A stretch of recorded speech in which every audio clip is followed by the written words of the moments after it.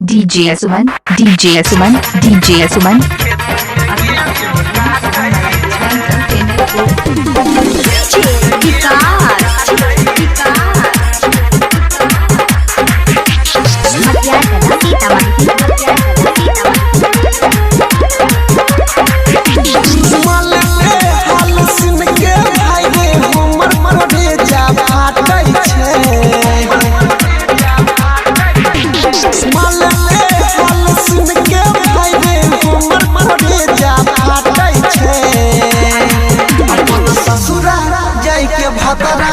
संगे खेत में गेहूं काटै छै अपन ससुरा जाके भतरा संगे खेत में गेहूं काटै छै।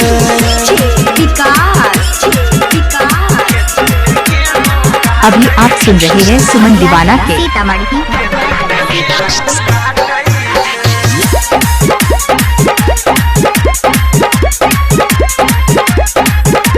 DJ Asuman Malangiya Madhubani.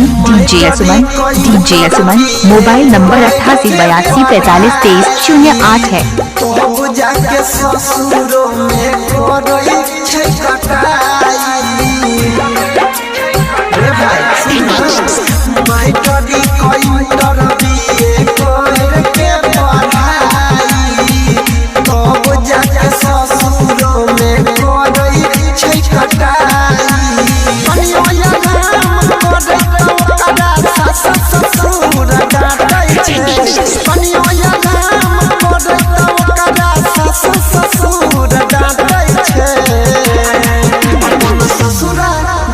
भतरा संगे खेत में गेहूं काटै छै अपन ससुरा जाके भतरा संगे खेत में गेहूं काटै छै।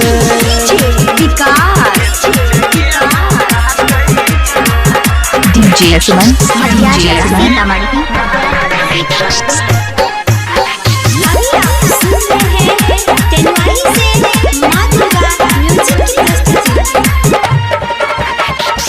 हाल पूछैला एक दिन कलिए हम त फोन हो बुझ गेलै भतरा कर लेलकै मोबाइल छीन हो।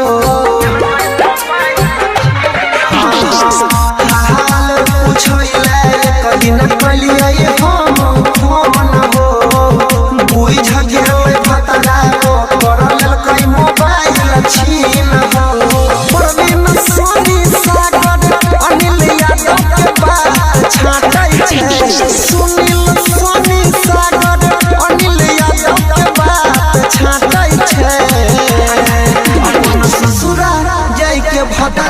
संगे खेत में गेहूं काटै छै अपन ससुरा जाके भतरा संगे खेत में DJ Asuman मोबाइल नंबर 8882452308 है। DJ Asuman।